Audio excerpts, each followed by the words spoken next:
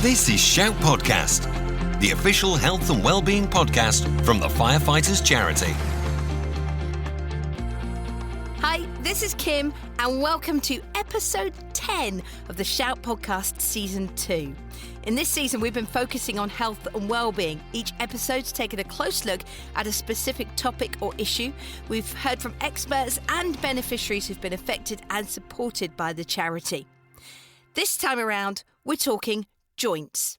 We speak to the charity's wellness and behaviour change coach, Mike Lennon, about how to stay positive while dealing with pain, particularly in the run-up to surgery, and about how to get the best from your recovery afterwards.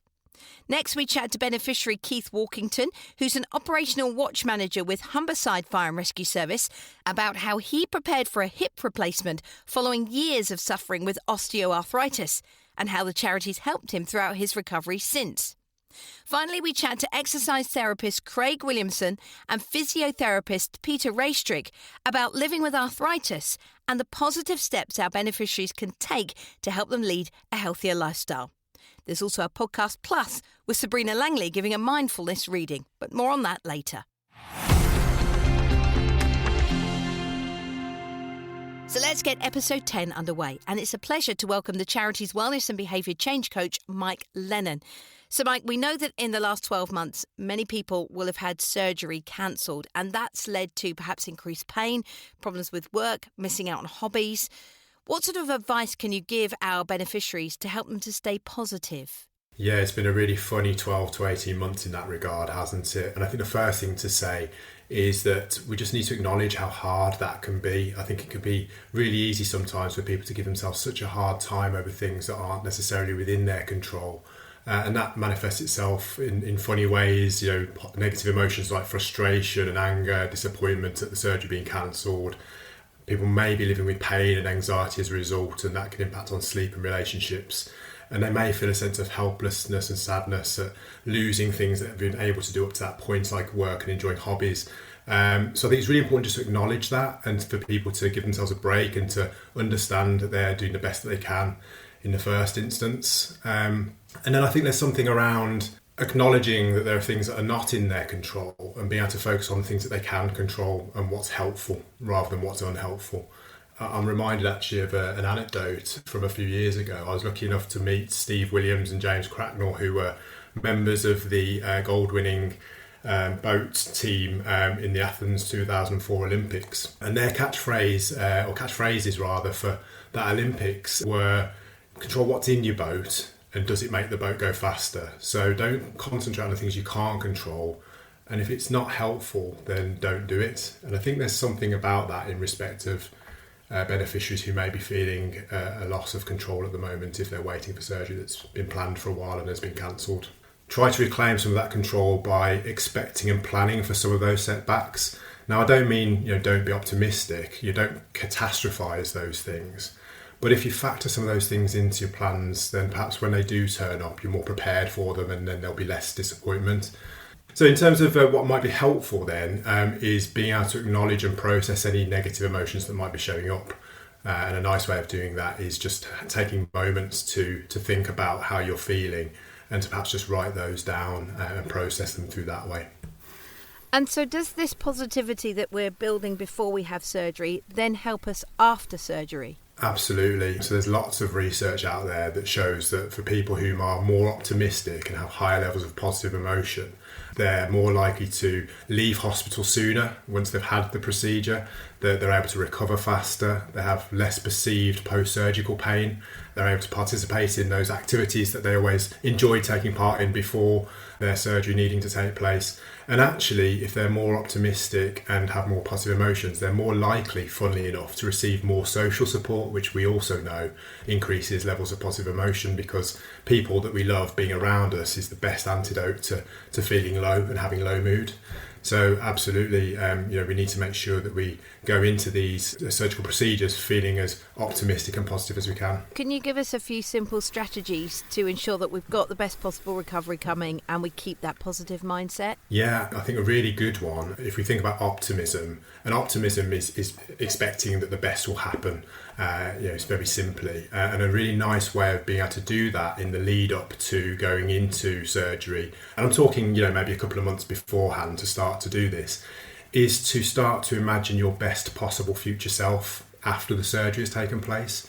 So there's a bit of visualization with this exercise, and it just requires having a quiet moment to yourself and just really bringing into clear focus how you imagine your life to be at a certain time point after the surgery has taken place. So it could be 2 or 3 months beyond the surgery, and that the individual really takes the time to reflect, to visualize and bring it into clear focus, and to imagine the things that they'll be doing at that point in time after the surgery has taken place, the things that they'll be enjoying, the things that they are making plans for. So they're really starting to feel optimistic about that period of recovery before they've even had the surgery. And that will also then stimulate them to make plans, which will in turn ensure that the right things are in the right place at the right time to really help make sure that that surgery is as effective and as successful as possible. So that's really one way of doing it. There is another way as well in terms of on the day of surgery. There is some really strong data out there that shows that an uplift in positive emotions on the day of surgery really has a positive impact on reducing stress, but also enhancing recovery beyond that surgery. And a nice easy way of doing that is just engaging in something that you really get pleasant feelings from, such as listening to a selection of your favourite music on the day of surgery and having that playlist to hand so you can listen to that and really get you into a positive mood. I'm not suggesting that people will be jumping for joy on the day of surgery or anything like that, but certainly having pleasant feelings and fewer feelings of fear and anxiety would be a really good thing. And just looking ahead to after surgery, perhaps some of the ways that the charity can help out, maybe a visit to one of the centres or some online help? Yeah, I think it's a good thing to arm yourself with as much of this in terms of planning for visiting where you might sort of go to after surgery. I think that will also help in terms of if you were to do that beforehand, knowing what to expect as well and how the charity can support you in that way and may even build into some of those optimistic feelings that you might have as a result. And also a really nice exercise that people can do is something called the 3 good things exercise. So on a regular basis, taking the opportunity to reflect on 3 good things that happened on that day regarding your recovery that you can just capture and appreciate, and that will help people to stay motivated and positive as well. But certainly being in touch with the charity, making sure that they're aware of what we can offer if they are going to visit a centre, familiarise themselves with that. And we're here to help. You're listening to Shout Podcast from the Firefighters Charity. We've been chatting to beneficiary Keith Walkington, who's an operational watch manager with Humberside Fire and Rescue Service. Keith began suffering with osteoarthritis in his right hip joint a few years ago. When it began affecting his day-to-day work and life, he underwent a hip replacement, and the charity supported him in his recovery afterwards. Here he explains some of the exercises he did, both before and after the op, to help build up his strength, and how he's now aiming to become operational again before retirement. When did you first start struggling with osteoarthritis in your hip, and how did that impact your day-to-day life? Probably about 10 years ago, I had a first problem with the osteoarthritis in my hip. I just suffered some flexibility problems, not a great deal of pain. I just found it more and more difficult to bend down, do some everyday tasks. But generally, I just self-managed it and got through my workload and just carried on, really. Well, I mean, 1 or 2 people started to notice that I was acquiring a small limp, which I didn't notice I had. But also just things like rolling up O's and, generally doing things, bending down really became a bit of an issue for me. I know you first reached out to the charity around 2 years ago for support with your mobility and flexibility, and you were offered a stay at Jubilee House, our centre in Cumbria. Can you describe the care that you received there? Yeah, it was at Jubilee House. When you come for a week, you get a good assessment at the beginning, then one of the physios will tell you, where your problems lie really, because I think diagnosis is quite important, because you don't really know what's hurting you or what to do about it. So your assessment's vital, and then you get a full programme of exercises and pull work and hydrotherapy pull work and it just really targets and helps the areas that are causing you pain and discomfort. So was the pain just located in your hip, or were you finding there was an impact on other areas of your body? All your joints are related to all your body, aren't they? So when you've got a problem with your hip and you don't walk correctly, that can impact upon your knees, your ankles, and in my case it was my back. And I wasn't walking upright, I was walking leaning to one side and I was limping, and that just caused me to cause a few problems around the rest of my body, really. You did then come to the decision to have a hip replacement in February this year. What was it that pushed you to finally have it done? A few factors made me think about getting my hip replacement done. One, I really wanted to try and make it towards retirement if I could first, rather than to have a problem at work and have to go out ill health or anything like that. Day-to-day impact on my life, the grandchildren, it was getting more and more difficult to do the daily tasks at work, and the time had come really just to have it done. After you'd had the operation, were there some routines or exercises that you found were helpful for your recovery personally? Yes, when you first have the operation done, for the first couple of days it's really difficult. You really don't think you're going to be able to move that leg again, if I'm honest. But after a few days, it frees up to get you out of bed really, really quickly the day after your operation. And then I came home after a couple of days, running night in hospital 2 nights. I came home and then within 3 or 4 days, you're walking on sticks. And then you just go from strength to strength after that, really, because you just do your exercise, see what reaction you have for a couple of days, and then just expand upon it the best you can. So I expanded into walking a little bit further and eventually getting on my bike, and then eventually just getting down to 1 stick and getting to no stick. So you just progress slowly but very, very surely, and you go very quick in the first 6 weeks towards your recovery. Was it during that initial recovery period that you reached out to the charity for a second time, and how were you supported that time? After I had my operation, I rang the charity after about 3 or 4 days just to see if the charity could help me in my rehabilitation. And from week 2, I believe, I think I was just getting video sessions from the Firefighters Charity, which was really, really good. Because just what it helps you to do is it gives you confidence, and somebody tells you what your capabilities are, and it gives you confidence to do a little bit more each day and each week. And then later on, it was arranged for me to come back to Jubilee House and have another full week rehabilitation again, using the fitness room, the gym, the hydrotherapy and the swimming pool, and walking, and just having lectures and people giving you exercises to do and supervising you, make sure you do them correctly. And really just, it's a really, really good week away, because you don't have any distractions from home. You can concentrate on your rehabilitation. It's a wonderful way to make a good stride in a short period of time. You're listening to Shout Podcast from the Firefighters Charity. So what do we need to know about arthritis? Exercise therapist Craig Williamson and physiotherapist Peter Raystrick discuss arthritis and how it can impact people in different ways and at different points in life. They share positive steps you can take to help you lead a healthy lifestyle throughout. I think a good place to start, Peter, is if you could explain what is osteoarthritis.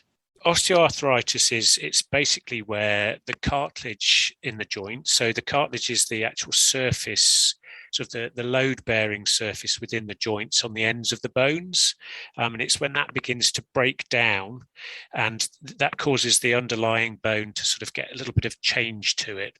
When people are told that they've been diagnosed with osteoarthritis, they think that it's something out of the ordinary and that it's just for them, but actually it's a really normal part of the aging process. I think when we suddenly find out that we've gained changes on the inside, then it seems to sort of like cause more problems. And I think thinking of these changes as being normal, and if you like, wrinkles on the inside is a much more helpful way of thinking of what the changes occurring with osteoarthritis are. There's a lot of common sort of myths and misconceptions around osteoarthritis. So could you just highlight what some of those are, Peter? I certainly can. I think, there's certainly from I think our experiences of talking to lots of people that suffer with osteoarthritis, some of the beliefs and information that they've perhaps been given isn't always that helpful in terms of what we want to get them to do. And I think sort of probably the most common ones are that when people are in pain, which often is one of the symptoms, most commonly associated with arthritis, is that if you've got pain, then you're causing more damage to that joint. And that's just not the case. I think, again, people tend to think of osteoarthritis as, I think probably the most common name for it is people think of it as wear and tear.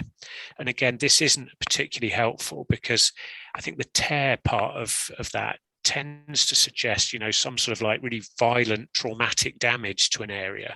And again, that doesn't happen. We're trying to change the language of how we describe it now. And I think a much more helpful expression is wear and repair, because that's exactly what happens. Yes, there is that element of wear. Parts of your body are constantly being repaired, renewed, remodeled. That's going on 24/7 the whole time. So it's a normal part of the process.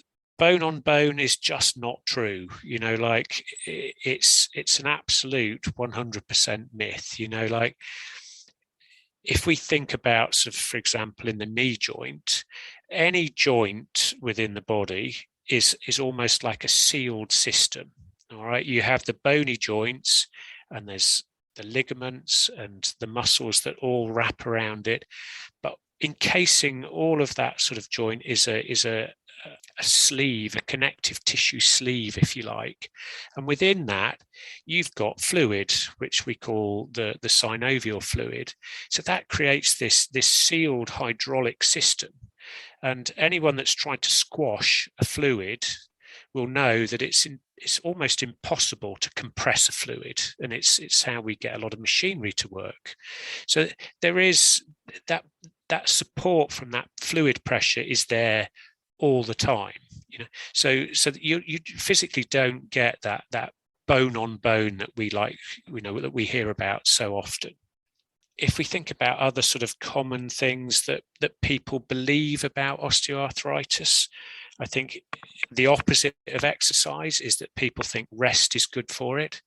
And in relative terms and for short periods of time, that is definitely true.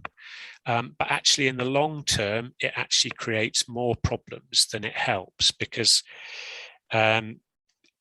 if you rest for too long, what tends to happen is that, or you stop doing your usual activities, is that you then start to struggle with losing some of your condition. So you lose a bit of muscle strength around a particular joint, and you also lose that ability to sort of know what's happening with your body, and that in itself causes issues. And the other big effect that we see when people stop doing things is that the stiffness and the pain also goes up. And we know this, again, the research backs all of this up. So exercise is definitely good. Rest relatively and for short periods as a way of sort of relieving acute flares is useful, but it's not something that we want to pursue longer term. And that's a big part of when people come to see us, so whether it's online or whether it's someone coming to visit us at the centres, is actually tailoring their exercise program so it's individual to them. So any exercise program that we give someone, it's done at a level that is achievable but doesn't aggravate the symptoms of arthritis. So it's very individual, the exercise programs that we give. And I think probably it's a good point to jump in there and mention sort of the common symptoms that we get with arthritis. So the most common ones that we see are obviously swelling around the joint, pain, be it sort of like that dull, deep ache that people often sort of tell us about, or sometimes they get that sort of that really occasional sort of like really sharp pain, particularly sort of when they're doing certain activities. Another common one that people, I would say, almost always talk about is that grinding and that sort of cracking and what we like to call crepitus. And that's where often people believe that that's the bone on bone situation. It's these two hard, solid bones pushing against each other. And actually, again, that's another myth is the noise that you get. There is much debate about, what actually causes that. Most accepted sort of theories are that it's the release of tiny gas bubbles from the inside of the joint lining that makes the popping sound, or sometimes the tendons attached to the muscles around that joint can cause sort of like snapping noises and cracking noises. I guess that re-education is a really important part of the treatment for someone who has osteoarthritis. So again, if someone does come to the centre or do online sessions with someone, a big part of the treatment is actually that re-education around what's actually happening in the joint, and that can change the way someone feels about sort of their plan going forward. Yeah, no, that's absolutely the case, and it's supported by a lot of the latest research around osteoarthritis as well.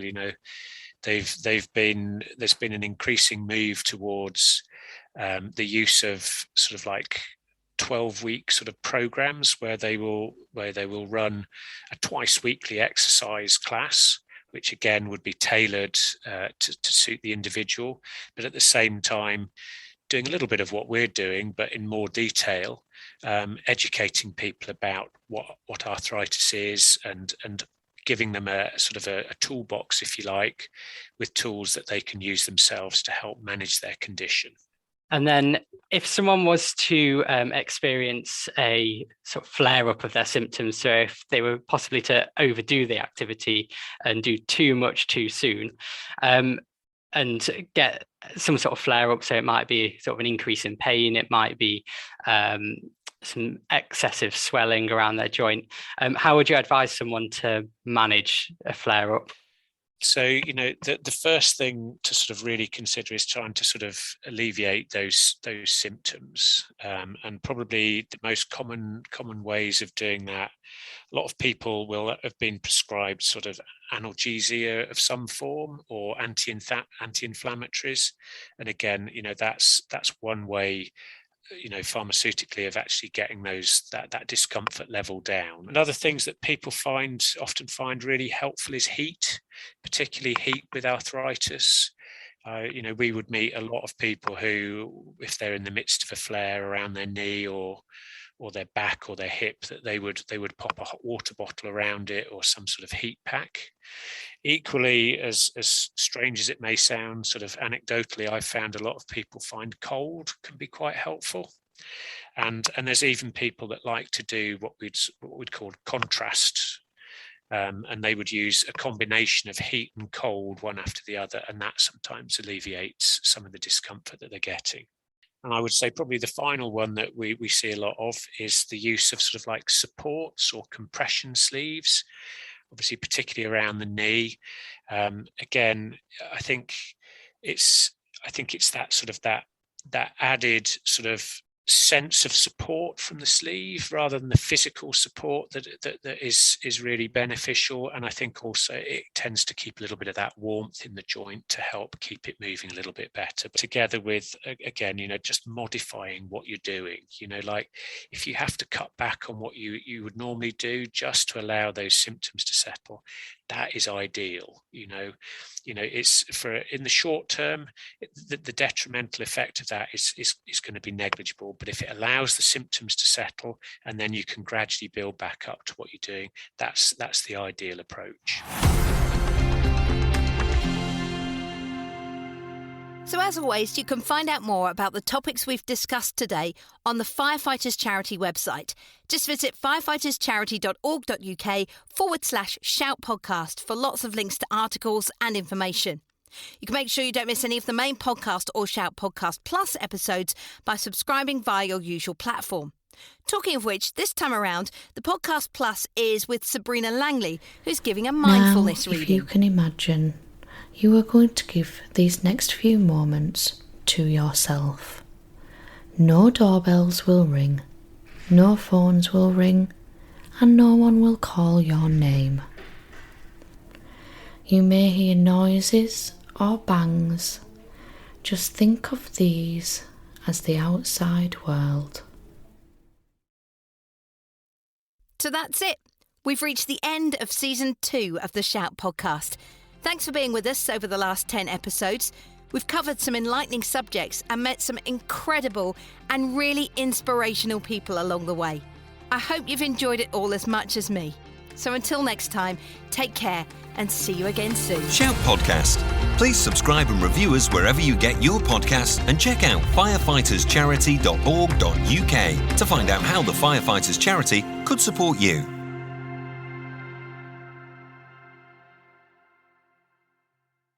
If you liked Shout Podcast, you're going to love My Firefighters Charity, the new social media wellbeing and fundraising app for the fire services community. Packed with great wellbeing content from the expert teams at the Firefighters Charity, you can connect with others, join groups, collaborate and have fun with your fire family friends across the UK. And you can get the advice and help you're after from the Firefighters Charity whenever you need it. Head to your app store, search for My Firefighters Charity and register for free today.